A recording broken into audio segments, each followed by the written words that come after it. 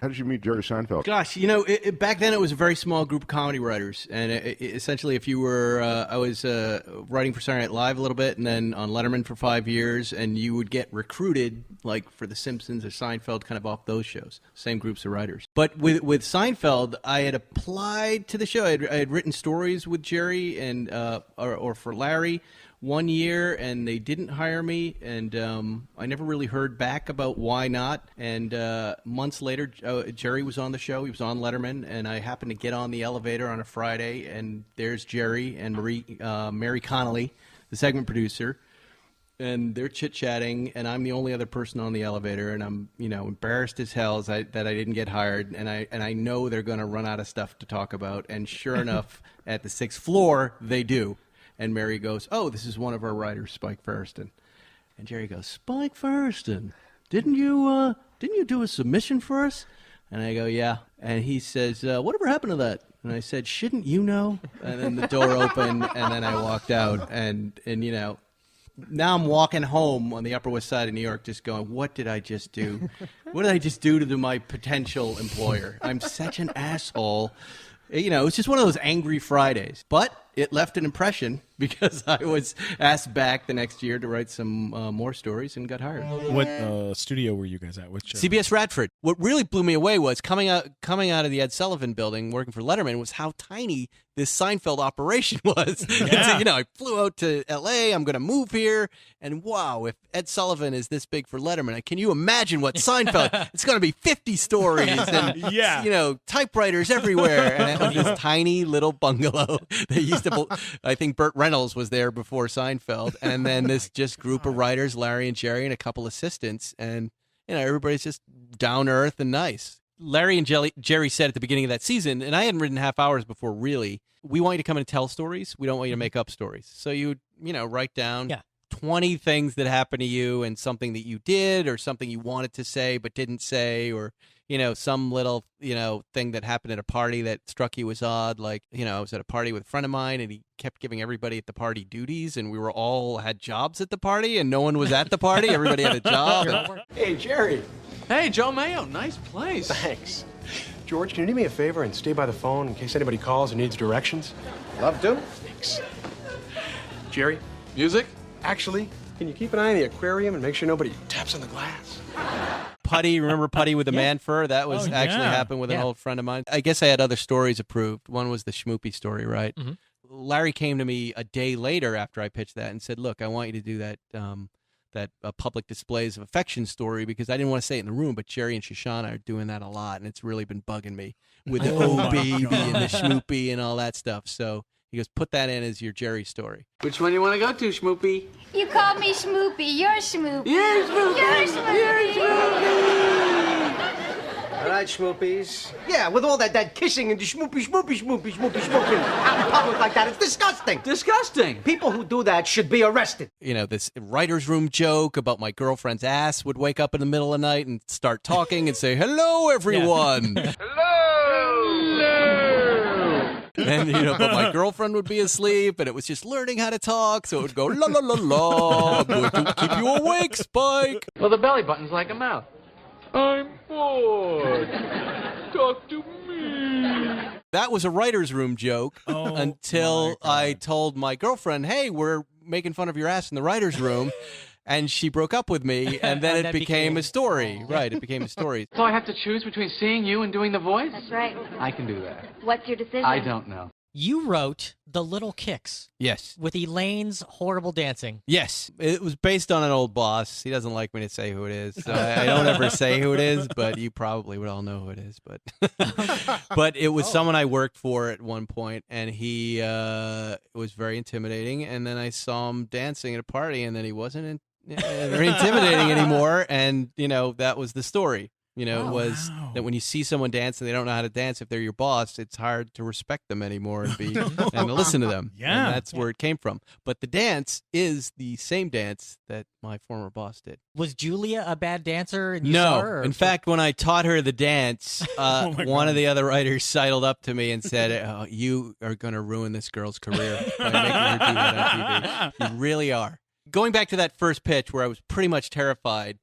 I did okay with that first set of pitches, But I was nervous when it ended because I could tell I didn't really sell the first episode. So I started. They started asking me about New York, and I started talking about the Soup Nazi, and they started laughing really hard. And I started going, "Yeah, here's more about the Soup Nazi." And they went, "That's your first episode," and I left like totally.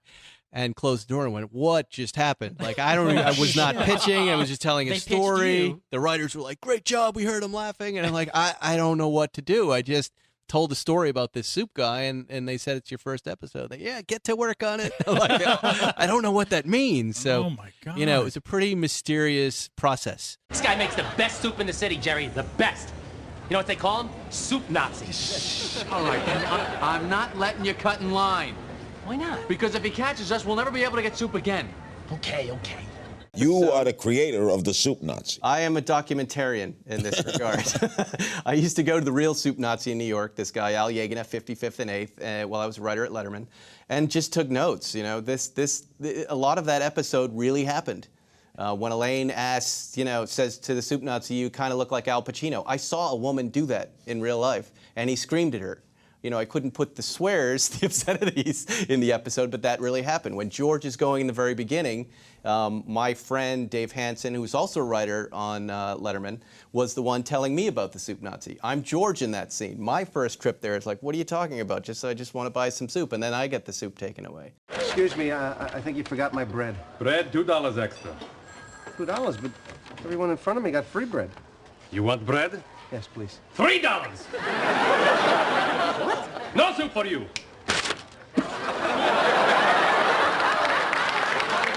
It was a very liberating experience to go into Larry and Jerry and just tell them a story and say, just write it down and it's going to be an episode. And nobody's more surprised than me that we are talking about this right now. Frankly, I don't get it. And there really was a guy. There's a real guy. He's out there. Is he still there? I don't think he's still there. He's got a 200 restaurant franchise. Really? Off that show? Somebody approached him about doing a network of stores in the beginning, and I remember maybe 5 or 6 years ago the interviews popping up on YouTube because he would go on to CNN, and eventually the anchor would say, "So they call you the Soup Nazi." Now he doesn't think that's funny. Like most normal people, he feels like maybe the world is calling me a Nazi. And it's not okay. So every time an anchor referred to him as the Soup Nazi from Seinfeld, he would start swearing at them. The videos are on YouTube are great. And the subsequent videos end up having a lawyer sitting next to him answering questions for him. He inspired a television catchphrase, "No soup for you." But the real-life businessman behind the minor character on the hit show Seinfeld is taking his brand beyond the Big Apple. And soon, you too could have soup. I didn't even like what you say, "No soup for you," making fun of the whole program, I guess. Carol, I did you a favor to give an interview. Now you're using that line, which is not really nice. We are strongly discouraging any reference to the Seinfeld episode because really it's about the soup. Right, Al? Okay. My product doesn't need that clown. My product speak for themselves. All the right. word of their mouth. I've been doing it over a quarter century. Well, I guess no soup for me. He's the real deal, this guy. My version How did he get away with it, working in a store to get away to insult customers? He doesn't insult. He's just either you follow his orders or you don't get his soup. His soup is that good. His soup is that good. I think he's temperamental because he is an artist. I think he's a perfectionist. And, I'm sure Picasso wasn't nice 24 hours a day, And why should he be? You are the only one who understands me. You suffer for your soup. Yes, that is right. You demand perfection from yourself, from your soup. How can I tolerate any less from my customer? He would travel the world in the summer getting new recipes and come back with African peanut, and we'd all be waiting for it. And he would be abusing people in the line, and the line would turn away like this to pretend to not see it. They didn't want to witness this person who was being cast out of this society. What would cause him to abuse you? What would you have to say? Extraneous conversation, any other comments, indecision. You got to know what you wanted right away. You got to know exactly what you want. You've got to say it in the shortest amount of words. He wants his order pithy, and then you've got to immediately step to the left. Anything else that you do, looking away, it's over. It's really over with this guy. Does he make great soup? It's fantastic. Why else would you put up with it? Have you been back? I went back a year after the episode aired with Jerry Seinfeld because Jerry wanted to meet him, and I tried to explain to him, the guy is not excited about meeting you. And he said, why? And I said, well, you called him a Nazi to the world, and he takes offense to that, weirdly. So we went back to order soup, Jerry and myself and a couple of the writers, and Jerry got into the line. The people in the line were thrilled that this was unfolding in front of them. Absolutely. The soup Nazi did a triple take and then unleashed a string of expletives, which I will not repeat here, and took his soup away. No soup for you. Well, it's perfect then. And get out of here. It was uncomfortable. I mean, he screamed. So what he doesn't know is later that day, Jerry came back with his girlfriend at the time, sent her out of a town car and got the soup, and was able to eat the soup finally. So he beat the soup Nazi at his own game. Wow. Yeah. Oh, this is fantastic. How does he do it? When did Dana Carvey show come around? I think I had done a season of Seinfeld, and I had caught the show, and it blew me away. And I called my agents and said, hey, can you get me on that show? They go, what do you mean? They go, it's not doing well. I go, it's the funniest show I've ever seen, and Louis C.K. is my friend is on it, and I would just, I'd love to do anything on it. Weirdly, I got a call back from my agent. It doesn't happen a lot. They go, sure. We got you the job on that show. You can show up. And I'm like, oh my God, that's incredible. From the ABC Broadcast Center in New York, it's the Diet Mug Root Beer Dana Carvey Show. Dana Carvey.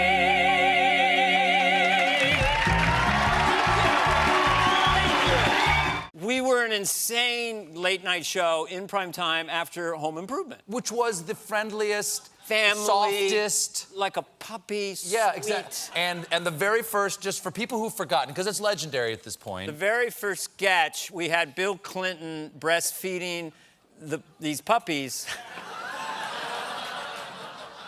I know this is shocking to you, and I feel your revulsion. But do you know how many babies I can feed with this milk? Do you realize how much money can be saved in the school lunch programs? Let me show you how much. Sit down there, baby. That's right. I will feed the world. That's right. Come on in here. I can feed babies as well as puppies and kitties. That's right. Just suckle in there. Strap on, Tricia. Eat to your heart's content. We just didn't know. We'd banked the sketch a month before, and then it was a big, like, should we start with that or Oliver Stone covers the Revolutionary War? Washington didn't have a documented coke problem. This is really an amalgam of several people, one of whom was Washington. Sometimes you have to put aside specific facts to get to a greater truth. We almost led with that. We did Clinton Teats, and then they showed me the analytics. We were at 16 million viewers. 3 minutes later, we were at 800,000. Because you can see the minute by minute. You can see the minute by minute. Just, we lost 15 million people in 2.5 minutes. Just wiped out our audience faster than Columbus did the Indians. Just gone. The Taco Bell Dana Carvey Show would like to present Germans who say nice things. I would like to volunteer for the bake sale. It was a pleasure babysitting Kevin. Nice to see you again. Good to see you. Do you remember the last time we saw each other? The last time you and I saw each other was... The Dana Carvey Show. Right, there was a show on ABC that people don't know called The Dana Carvey Show in 1996. It's, you were a writer on the show. I was a writer on the show. And I was a writer, too, on the show. Yeah, I shared an office with you and another Steve. His name was... Steve Carell. Steve Carell, that's right. That's right. Together. Steve Carell. You weren't there for the whole thing, but you were there for a few chunks. I came in to clean up the mess after that first sketch you guys had. It was only on for 7 episodes. 6 episodes. No, we were on for 7. 7? We did 8. The 8th one was never broadcast. Okay, that was the magic one. I was... That's what would have saved the show. I think I was in that episode. The Szechuan Dynasty Dana Carvey Show proudly presents Skinheads from Maine. Nice sunset we're having. Yeah. Yeah, the weather's the only thing the Jews don't control. I tell you, I knew when we were canceled. Okay, and I've told this to everybody who's ever worked on a show who's trying to figure out whether the show's going to last. It was me and Carell and a guy named Dino Stamatopoulos, who's a wonderful writer and performer, who we went over to the snack area. where they have all the snacks, because they never want the writers to ever leave the building, because you always have to be generating they feed material. you in the trough. Exactly. And so I went over and I opened up the snack drawer, which is just packed with everything. You got Twizzlers and Skittles and chocolate chips and live chickens, everything you possibly want. Loaded. Open it up, and there was one Nature Valley granola bar. That was it. And Dino, who had worked more than we had, said, "Oh, we're canceled. They don't care if we leave or not." But we made history, man. We sure did. Thumbed our nose at the powers that be. Noble failures, going broke. Yeah. I remember when we showed up, I saw Smigel and these guys, said hi. I was like, this is going to be great. And there was this ABC executive there, and she, took us aside, and she said, I'm so happy you guys are here. And we're like, oh, great. She goes, yeah. He goes, they really need someone to come in here and take over the show and make it work. Ooh. And I said, wow, well. No pressure. I'm not here to do that. I love everything they're doing. I think there's been a miscommunication. Like, whatever Smigel and Louis say, I'm going to do. And she turned white. Oh, no. And, obviously some shenanigans had gone on, as far as getting me that job. Like, these guys are going to come in to fix it, maybe. But that was never said to me, and nor, I'm sure, to anybody else. I came to write on Dana Carvey because I loved what you guys were doing. I couldn't believe that was on television. Neither could ABC. No. And I remembered the day the show was canceled, I thought, God, there are these two guys, Steve Carell and Stephen Colbert, are the nicest, funniest guys, but they're going to be squeegeeing windshields out by the Lincoln Tunnel at the end of this. It's over. It's over. Their career is done. We had our shot and it didn't work. Yeah, I was really worried about you. Dude, seriously? Seriously? You thought we wouldn't work again? 6 episodes and out? Yeah. 7. 7, whatever. You worked on B-Movie, too, didn't you? Yeah, I did B-Movie with Robin and Jerry and Barry Martyr. Mm-hmm. You know what's fascinating about B-Movie, though, is it took on a life of its own last year. With some girl put the entire script on a B-Movie on a shirt. I can't tell if it was ironic or that she loved it when she was a little girl, and it went viral, and it was like the biggest animated movie last year as far as like social media. Like, people were just texting each other the entire script of B-Movie. Still, I don't know if they're making fun of it or they really enjoyed it, but it exploded. Well, it was just on Huffington Post. They were just talking to John Goodman about it. Did you know your movie was the biggest movie of 2015? You like jazz? How were you involved in that film? Jerry just asked me to write it with him. Yeah. I guess it's one of the greatest and shortest pitch sessions. This will make you writers very upset. He was having dinner with Steven Spielberg, and Steven Spielberg said, "How'd you like to do an animated movie?" And Jerry was like, "Sure." He goes, what it should be about? And he goes, I don't know. What do you want to do? What do you want to do about it? And Jerry said, I don't know. How about bees? I've always been kind of fascinated that we steal their honey. What if the bees were upset with that? And he goes, all right, yeah, sure, let's make it. Oh my God. And B-Movie was sold. Oh my God. Before the appetizers were dropped onto the table. Look, when you get two billionaires at dinner together, you can make stuff like that happen. That story made me so upset when he called me about it. God damn it, Jerry.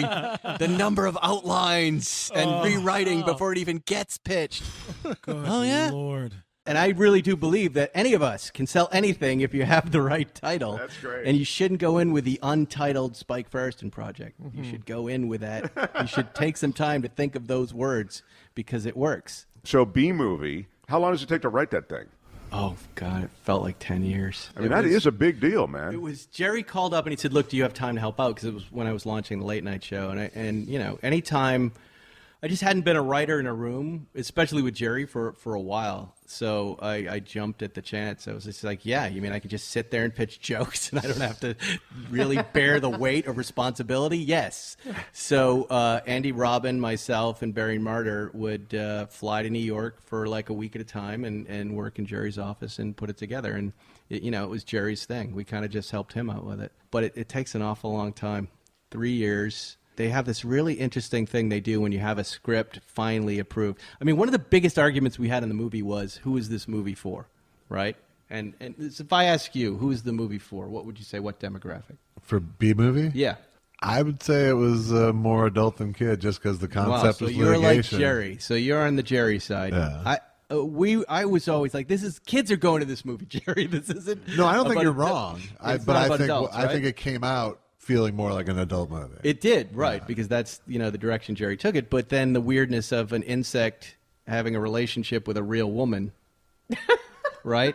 Which could be the reason the internet is all over this. There's a bee having a loving relationship with a woman. Right? I love this town. And as you're writing it, if you think about the writing it, we're just writing Barry. So Barry and Vanessa. So, you know, we're just writing. We're forgetting that Barry's a goddamn bee.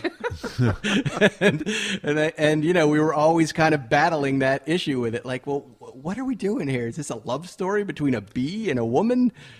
And then, you know, they do all the drawings and the animation, and then you kind of get locked into the story. You're trapped in it, and there's nothing you can do. So, you know, you just make the best of it. I'm going to make your head spin with the logic problems we had, all right? So once you have this bee leaving the hive and talking to humans, right? You're in a human world, right? But Jerry also now wants to go in the beehive. And in the beehive, there's cars and homes and a coffee machine and this other stuff, right? So you understand where logic is kind of broken right here? Sure. So I would say to him, I go, look, Vanessa takes a beehive and cracks it over her knee. It's just going to be a bunch of brown waxy paper and goo and bees running around. But you're saying the bees' only job is to make honey, yet there's a car in the beehive. Who made the car, Jerry? Who made the car? It can quickly make you crazy. Oh, and then by like the second year, you're like, God, I fucking hate this movie and this script. and I'm going back and doing more notes, and now I'm watching screenings with half the movie, and now there's another 2 years, you know. You know, we were in this crazy place of trying to rationalize how can there be a B Larry King, but then a real Larry King in the real world? What does that mean? So does it mirror the real world outside of the hive, or did just naturally Larry King evolve naturally as a bee? Who's going to write the bee Bible here? Yeah, the bee Bible. We needed a bee Bible for that movie. It was really out there. Did you ever find some resolution? No, just endless arguments. And then what happens in those movies is you run out of time. Yeah. You're sending pages, it gets animated, it gets locked, it gets closer and closer and closer. So 50%, 75%, and then you can't change major things. Right. You can only kind of change lines here and there, and then you can't change anything. So it's, you know, it's almost like mold, like clay, like watery clay that suddenly hardens right around you, and you're like, oh, I guess that's the scene. There's your script. Right. There's your movie. So I was looking to do this big kind of killer bee invading the beehive and kind of this terrorism kind of theme. Maybe that's bee movie too. I love that. Let's do Killer that. bees. Right. The Killer killer bees. bees come in. Killer bees! It lives with you for a very long time, and it's, you know, it's kind of what spun me back into, you know, into late night and getting back into the, you know, the immediacy of that, and, you know, reading a newspaper, or reading Huffington Post and writing jokes. You know, that's what I learned from that experience. Was I'm not cut out for this 3-year wait. You guys went around, and I don't know the details on this, but this is when they pushed Jerry off a building, right? Yeah, the bee suit and Yes. Chris Rock and the other thing. Yeah, absolutely. You know, one thing I hate, Chris, is any kind of movie promotion that smacks of desperation in any way.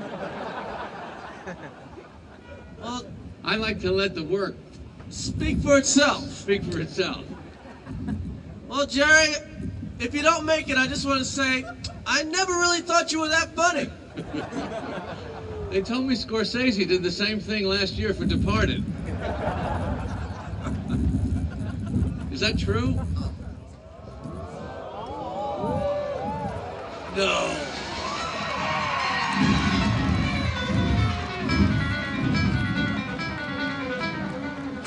You can do it a little more masculine, Jerry. We were thinking how amazing, and Jerry included, how amazing would it be if the rope broke and Jerry died in that bee suit, that was his last moment. And Jerry was like, if that happens, it will be one of the greatest things that happens in pop culture, and I'm fine with it. Thankfully, he didn't die, but how great would that have been? Late Night Fox Saturday. How do you like your Spike? Shaken or stirred? I hear it kills people. An all-new talk show with Spike Feresten. I came out of Seinfeld into development, and, you know, at a certain point, I wasn't having luck creating half hours, and I wanted to get back into late night. It's, you know, I love Saturday Night Live, and I loved writing about stuff and that was going on. And so I said to my agent, I go, let's get a late night show for Norm Macdonald. And he set up a meeting with Norm, and Norm wanted to go to Norm's, the breakfast place, for that meeting. And I sat down with him and I said, you should have your own late night show. He goes, oh yeah, that's a great idea. And he goes, but what's the idea? I go, well, the idea would be you sit behind a desk like you're sitting behind, and you will tell jokes and interview guests. That's fantastic. But what's the idea? And I go, it's late night. Like right now, I forget who is on. Is it Leno? You would come after Leno. or, I don't know if Conan was on the air yet, or I guess he was, but there was a spot open somewhere. Sure. Maybe it was CBS. Maybe after Letterman. After Letterman. I'm going to get you on after Dave. Oh, I'd love to be on after Dave, but we need an idea. And we just went for like an hour. I was like, oh my God, there's no idea, Norm. And he's laughing. There's no idea. You've watched these shows. You and your comedy and your point of view are all that it takes. Yeah, Norm's the magic. So yeah, okay. And we had the same agent. And he's like, no, you're never going to talk Norm into this. He doesn't understand what you're talking about. So he said, you know what, Mike? I want to do this. If I'm being truthful to what I want to do, I've always wanted to do this job. I've been afraid to say that to anybody. You're the first person to say it. Let's do it. He goes, have you ever done anything? I go, yeah. I mean, I was on camera a lot on Saturday Night Live, and obviously I know the writing and the producing piece of it. It seems like it could be a natural progression. And let's go out and try to sell it. Conan just did it. He was a writer. He made that jump. I think we can, squeak through that door he opened, and we were able to do it with Fox. I was in New York, and CA called and said, look, there's one last place, Fox Television Studios. Why don't you go in and talk to them? I don't know why that's the last place. They're the only place that doesn't have a late night show. And the following week I went in there and I just caught them on a good day. And they said, yeah, let's try it. Conan was pretty hot at the time. And you're a writer like Conan. And Gail Berman was the president of Fox. And she was currently looking for a writer to turn into a late night host. And it all just kind of worked. What I do is I go in with a bunch of branded segments and kind of write the funny. And I believe it was a funny entertainment show in the beginning. It was called No Access is what I pitched, which is everyone else has all access. Yeah. We have no access. We're 2 blocks away from the movie premiere. Yeah. We're outside the building where John Travolta is. We're talking to Tom Cruise's barber, but that was the original idea. And as it evolved, it turned into just a straight late night show. We shot 6 pilots after that. Jerry was kind enough to come in as a guest. Jason Bateman came in. Gail Berman, who was running Fox, and buys the show. I make this thing. I don't know how it is. I turn it in, and I'm driving through Beverly Hills, and my phone rings, and it's Gail and the crew, and they go, you're going to be our late night guy for Fox. Congratulations. And I almost crash into a fucking mailbox. Like, it's not the reaction I thought I was going to get. I was driving my wife's Volkswagen Jetta, or Passat. No lie. Celebrate. I almost fainted, and then like, this is amazing. You go, we can't believe how well you did. It's really great. Thank you for making us do it in the studio and not in the, they wanted to shoot the pilot in a conference room. And I went, I don't even understand what that is. We got the best damn sports set, which gave me a desk, not unlike yours. And we had a great little pilot. 3 days later, Gail Berman leaves the network. I look in Variety. I'm like, oh my God. And I call CA, I go, what does this mean? They go, it's not good. It's not good. CA says, look, I don't think you're going to survive this, right? Development from another network president, it may not be what they want to do late night. They're having trouble in prime time. Let's just see what happens. But, this is that's TV. By the way, that's just TV in a nutshell. Out of the blue, I get an invitation to come to Las Vegas with Peter and to meet the network affiliate groups, the individual small business owners who own the individual stations across the United States. Boston, this is the Philadelphia. handshaking.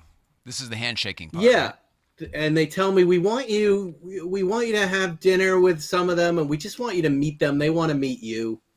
And I go, okay. And then, be funny, get up on stage. And I go, when is that going to be? He goes, it's in a casino basement on a Tuesday morning at like 7 a.m. I go, and you want me to be funny? I'm the late night guy. He goes, just get up and say something. And I go, okay. But I'm not picked up. They're like, no. Just talk to them. It's a conversation. And I'm like, all right. So I get backstage.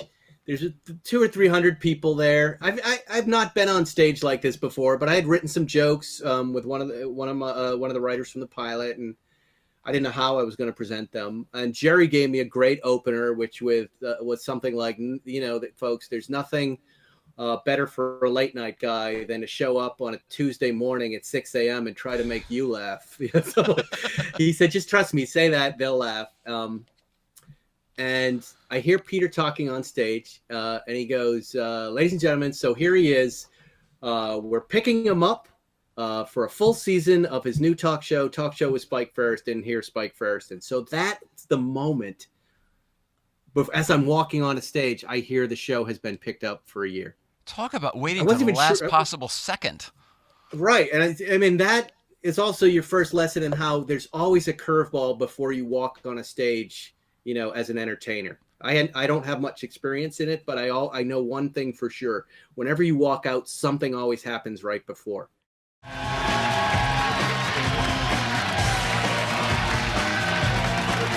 Well, let me tell you what we're doing here. When people come on the show, we like to turn the show over to the guests.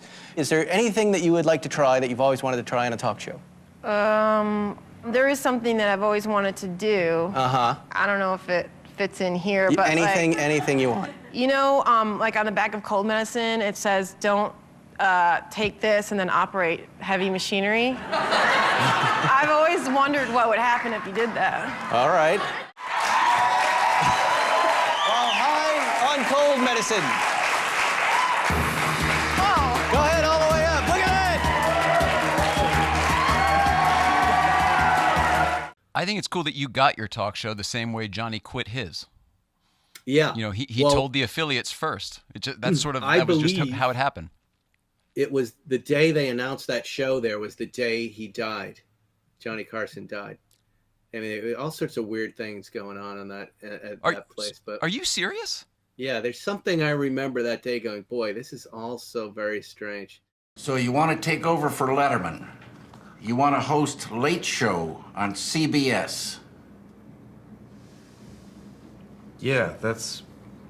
Well, here's the thing with that, champ. That's short for champion.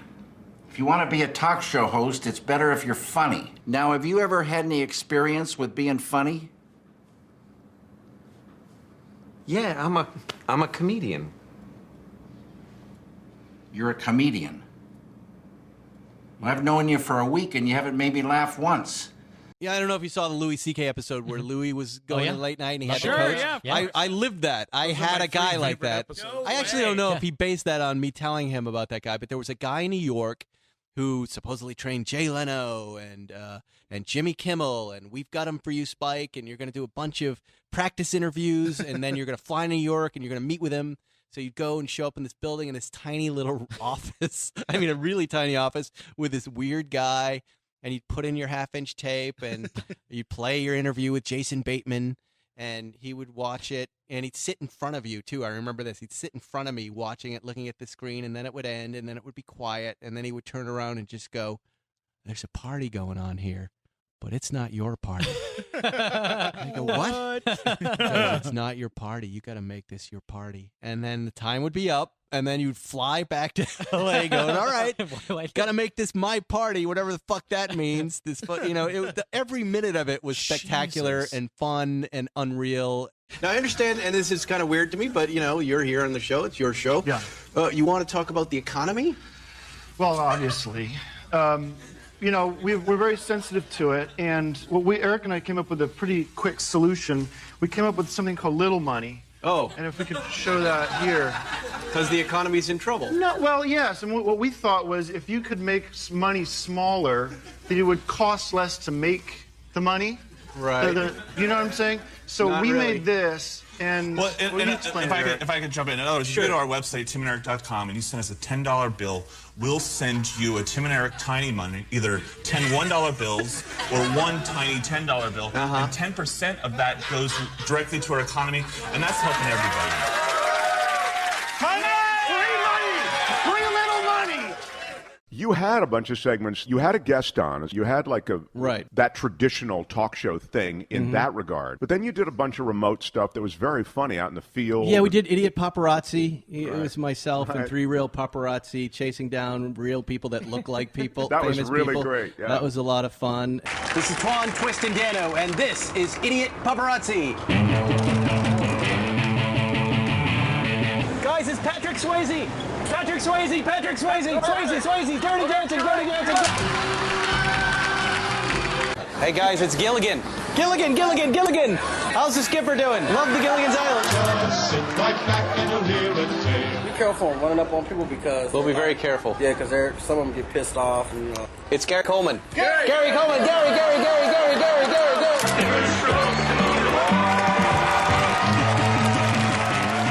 You did something where you were going house to house once. I don't remember that bit. You had that microphone. You were going. Yeah, I used to use the Gene Rayburn mic, really long one that I could reach to people this far away and tap them on the face with it. And Which he invented, incidentally, I found out. He did? Yes, he actually invented it for himself. I didn't even realize that was the right reference.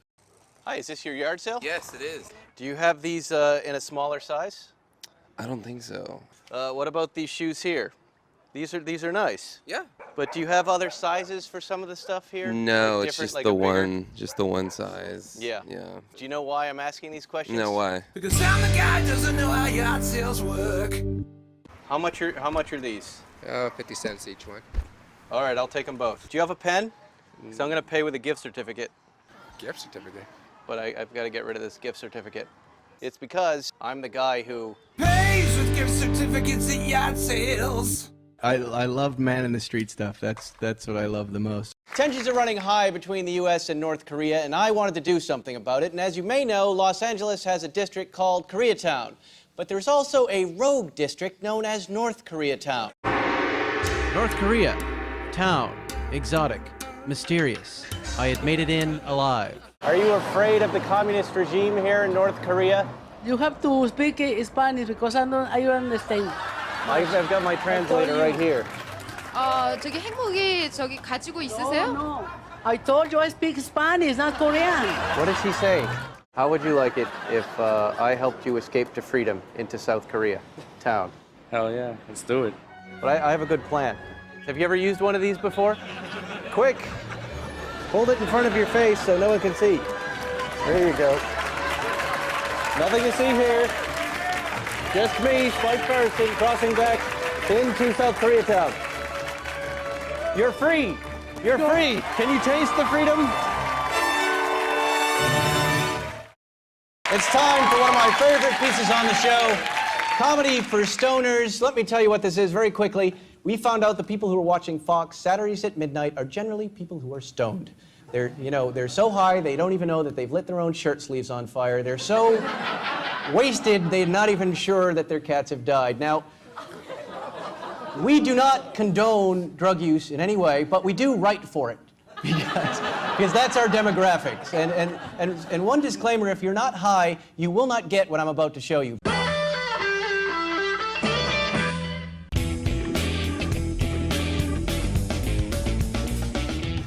Slavery was a drag, man. Emo baby! Goth baby! Cage fight! The bats are flying! The bats are flying!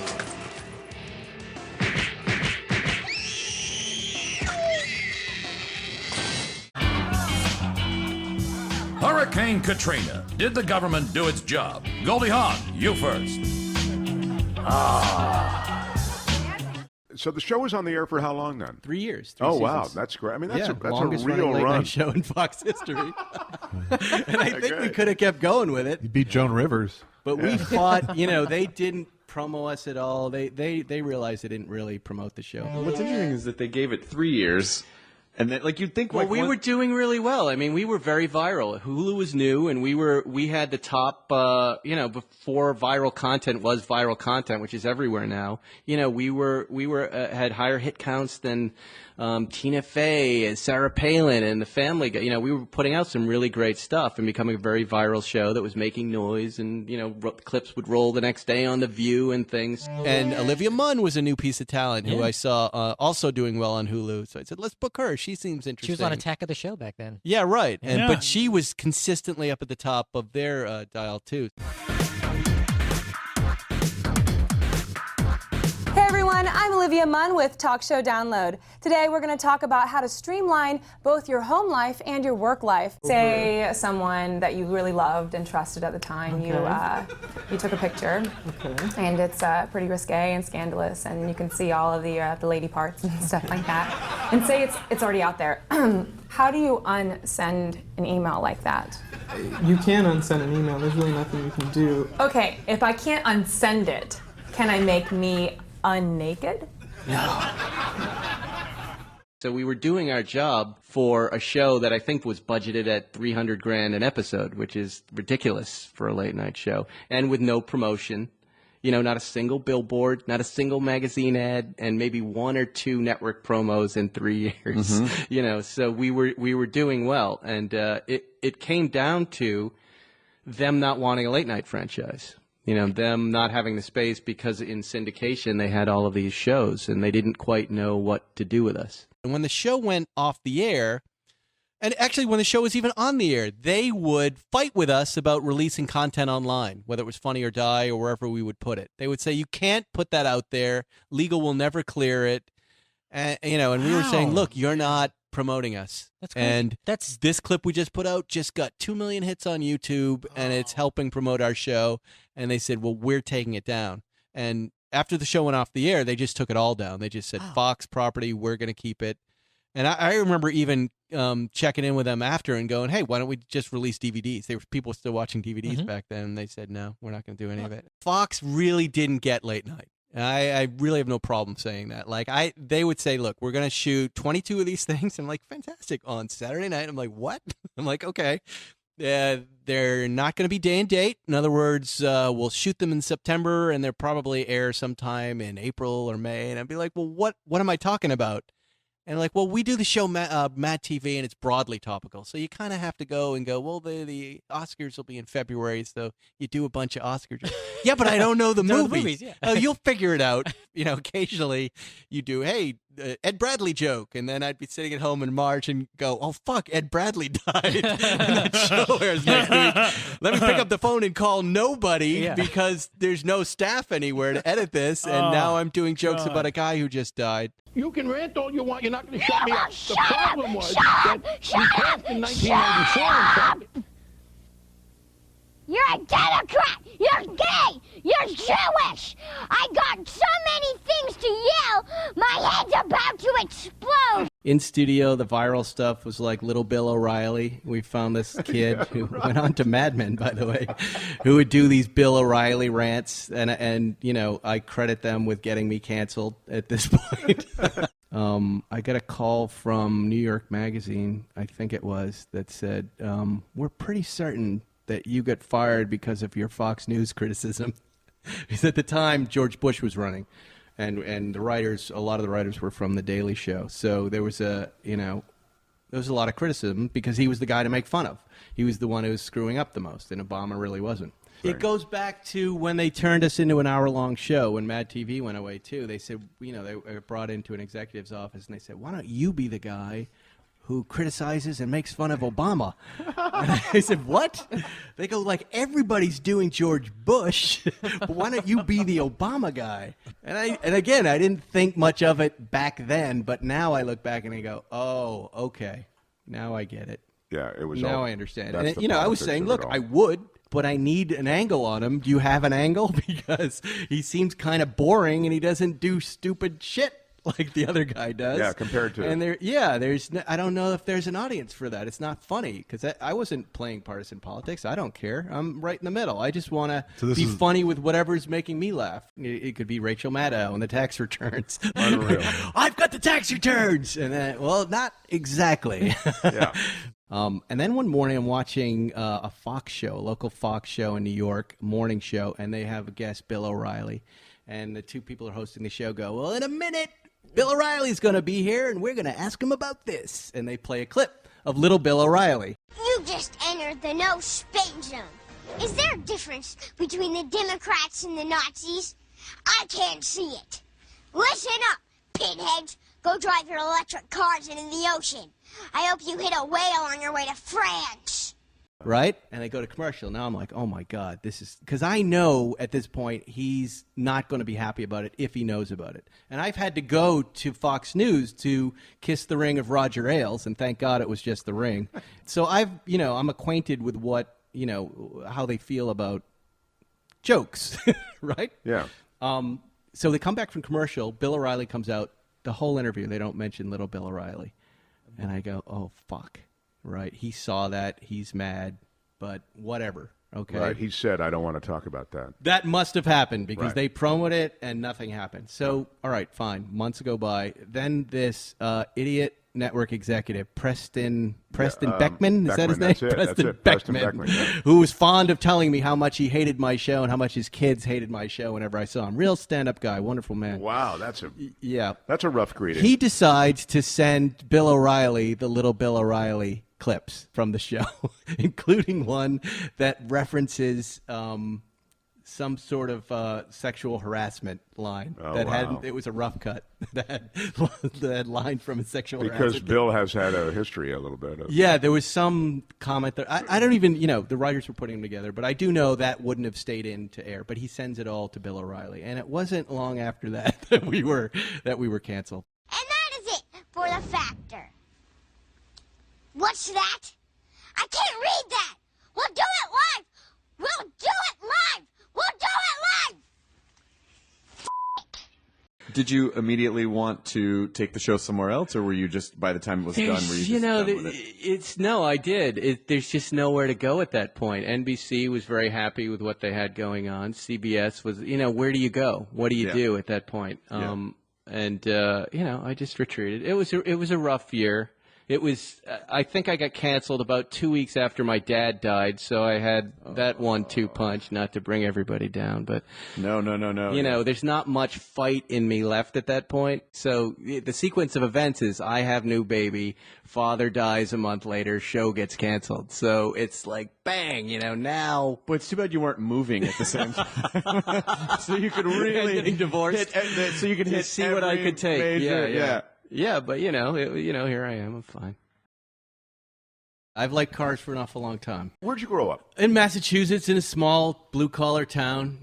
That car to me always represented a thing to get away from my parents. Like I could get in this when I was 16. I was like, God, I can drive right away from them, and then I can eventually live away from them. So why was that drive so hot? Well, you'd have to meet my parents to understand that. Car Matchmaker was born out of this. Part of my life behind the scenes. I was helping friends and family and the woman who cuts my wife's hair find cars because I've been a car guy forever, and I was very successful at it.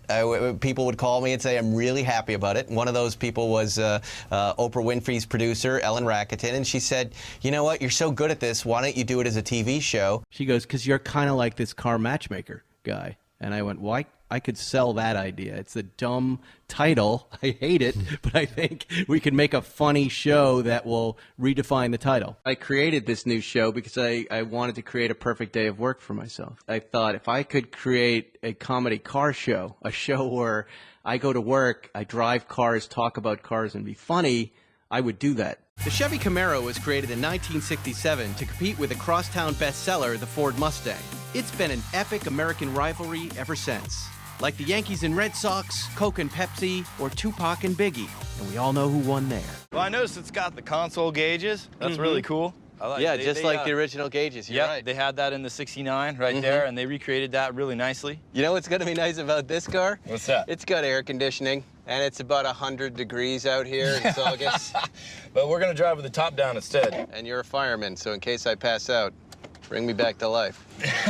We walked into this fledgling network, Esquire Network. It's a network. It's not a magazine anymore. It's a network. So Esquire took over what was the Style Channel. Style Channel. Yeah. And the Style Channel, it came back too, didn't they? Oh, it did? Yeah, I think they did. We pitched them a really simple format. Buyer comes in, I get to know him, I show him 3 cars, we drive them, have fun in them, and they pick one, and then it's up to me just to add in the comedy, and it's never really scripted. It's just it's kind of the stuff I did on my late night show, Man in the Street. It's just reacting in funny ways and saying, hopefully, what the audience is thinking. Patty? Yes. Do you have any idea why you're here? Absolutely no. Your son has been lying to you for weeks now. Sorry. Your son, Brett, is going to be buying you a new car. You okay? Oh, yes! And what we do is we find cars for people. I'm going to pick out 3 cars that I think are going to work perfectly for you. I'm not like a dealership. I'm a lot more crazy than that. And then Brett is going to buy it. This is the Magnum PI Ferrari that Magnum was always borrowing from Robin Masters' estate.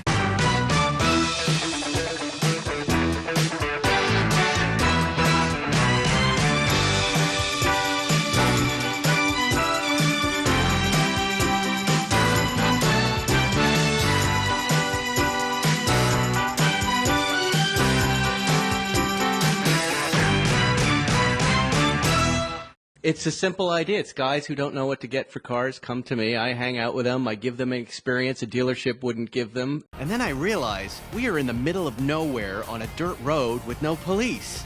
We can really do some damage right now. They've shot 1,000 Ways to Die here. And today, 1,001. You're not going to be able to do this at the Chevy dealership. You know, mostly normal folks, and whenever famous folks are on, I'm usually introducing the normal folks to the famous folks. Seinfeld's on this year. Keanu Reeves is on this year. C.J. Wilson and the guys from the Lakers. Jerry came on this? Seinfeld? Jerry, we followed him to Amelia Island because he was auctioning off 18 of his Porsches, a small part of his collection. Oh, my gosh. Here's a clip of Car Matchmaker on Esquire. Just to be clear, you're not without cars anymore, right? You did that wasn't all your cars. No. They're not gone. You just sold some of your favorite cars. So what takes their place now? I have other cars in that era. Are you going to buy anything else now? No. No question. Would you like to make a bet? Yes, I would. I'll lay off some action. What do you got? What do you want to put down? I'll Step take up to the window. 90 days for $100. You're on. 90 days without buying a car. You're going to lose that bet. Maybe. So did he lose the bet? On the 90th day. I'm out. Actually, did you help someone find the mystery machine? I drove that in the first season. Here's a funny story about that. I drove by a pot dispensary, and a stoner came running out, and he was like, "No way, man! The mystery machine! Wait here!" Was it Kevin Smith? It was Kevin Smith.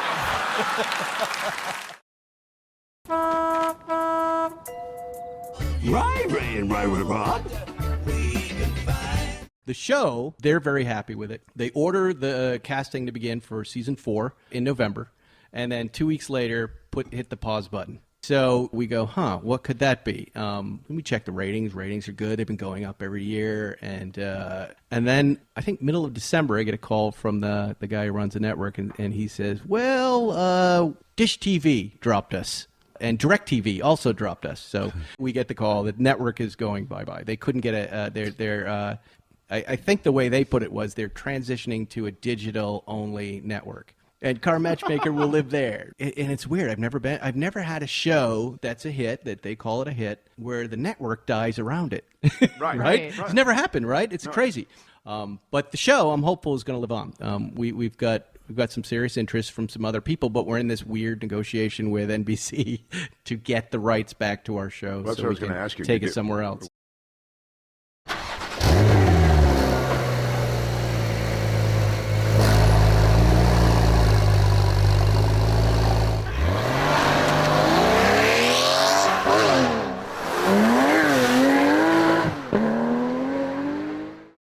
Now, Podcast One brings you Spike's Car Radio. Hello, comedian Dennis Miller. How are you? What's happening, Rod Nut Spike Feresten?